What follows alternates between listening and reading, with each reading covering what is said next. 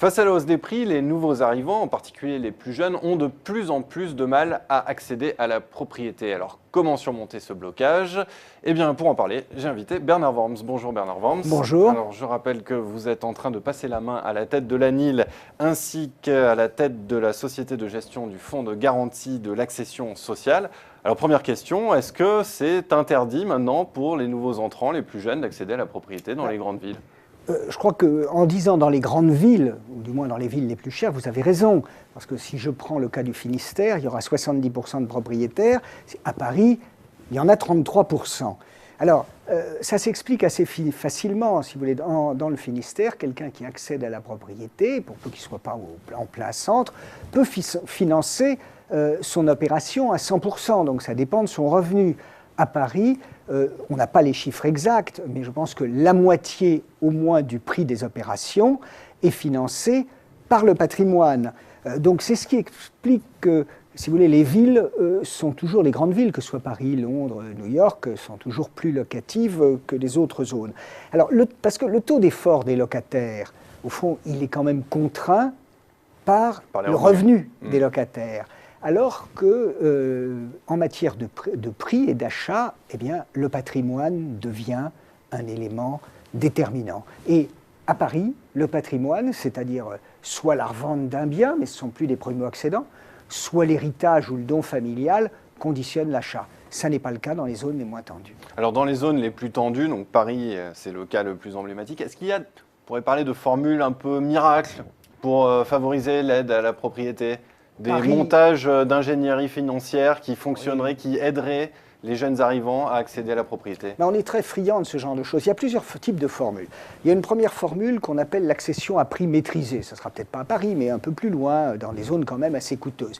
C'est-à-dire que la collectivité qui tient le foncier ou le permis de construire peut dire à un promoteur: vous pouvez construire, mais sur les 100 logements, il y en aura 25 qui seront vendus à un prix inférieur au marché, à des gens qui répondent à des catégories que je déterminerai. Donc c'est un lien entre les promoteurs et les collectivités? C'est un lien entre le promoteur, c'est un accord. Alors les promoteurs n'aiment pas toujours ça, en même temps ça leur fait une pré-commercialisation. Bon, le problème c'est qu'il y a forcément une gestion de file d'attente. Qui va bénéficier de ces logements en dehors du prix? Il y a une deuxième formule qui revient régulièrement depuis toujours, ce sont des formules évolutives, ce qu'on appelle la location-accession. C'est-à-dire vous êtes locataire pendant un certain temps, puis vous épargnez un peu, puis tout d'un coup, vous accédez à la propriété. Alors, ces formules sont très séduisantes parce qu'on y voit quelque chose de moins rigide, quelque chose de souple. Il faut bien dire que quand on regarde comment ça marche, ça n'est jamais que l'habillage d'une aide fiscale parce qu'on a une TVA moins élevée. D'ailleurs, on le voit parce que les gens lèvent l'option de passage à la propriété très rapidement. Alors, il y a aussi d'autres formules qu'on a souvent expérimentées en France, mais qu'on n'a jamais vraiment mis en œuvre. Ce sont les formules de propriété partagée à l'anglaise. Propriété partagée à l'anglaise. C'est-à-dire que vous achetez un logement, mais vous êtes propriétaire de la moitié de ce logement, et puis il y a une housing association qui est propriétaire de l'autre moitié. Quand vous le revendrez, vous revendrez la moitié au prix du marché. Bon, ce sont des formules qui répondent à une logique un peu différente. Il y a une autre solution dont on entend parfois parler, ce sont les fameux baux amphithéotiques. Que faut-il en penser, Bernard? Écoutez, on en a beaucoup parlé, notamment pour Paris. Alors, effectivement, on peut être surpris de se dire, au fond, la formule du bail amphithéotique... Déjà, est-ce que vous pouvez nous rappeler ce que c'est en quelque Alors, mots? le bail amphithéotique, c'est un bail généralement de très longue durée, où vous louez le terrain, et vous pouvez le louer afin de construire, et le locataire, le preneur amphithéotique, jouira de tous les avantages de la propriété, mais à l'issue de ce bail amphithéotique, ça peut être 50 ans, 99 ans, c'est plutôt d'ailleurs dans ces durées-là, l'ensemble de la propriété, c'est-à-dire foncier plus construction, reviennent au bailleur. Bon, alors, je dis, on peut être un peu surpris parce que ce sont des formules qui viennent parfois quand on passe du droit féodal au droit moderne. Par exemple, c'est le cas en Angleterre. Il y a une grande partie de Londres qui est en bail amphithéotique. Ou alors même passage de droit communiste à un droit capitaliste. En Chine, on ne peut pas vendre le terrain, donc ce sont des baux à 70 ans. Mais ça existe encore. Ça existe encore. Alors le problème, c'est que c'est assez logique. quand il s'agit de faire du locatif social, parce qu'au fond, c'est une façon pour la collectivité de gérer des biens sur lesquels elle veut avoir la maîtrise. En revanche, pour un propriétaire, ça revient, pour faire de l'accession à la propriété, ça revient à dire on va geler le prix du terrain et il n'y aura plus que le prix de la construction. Mais si vous gelez le prix du terrain, logiquement, vous pouvez le louer.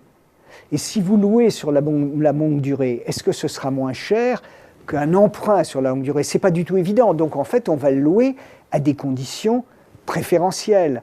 Et finalement, c'est une façon qui n'est pas différente du fait de donner une subvention. Simplement, c'est plus opaque, on a l'impression que c'est un peu magique.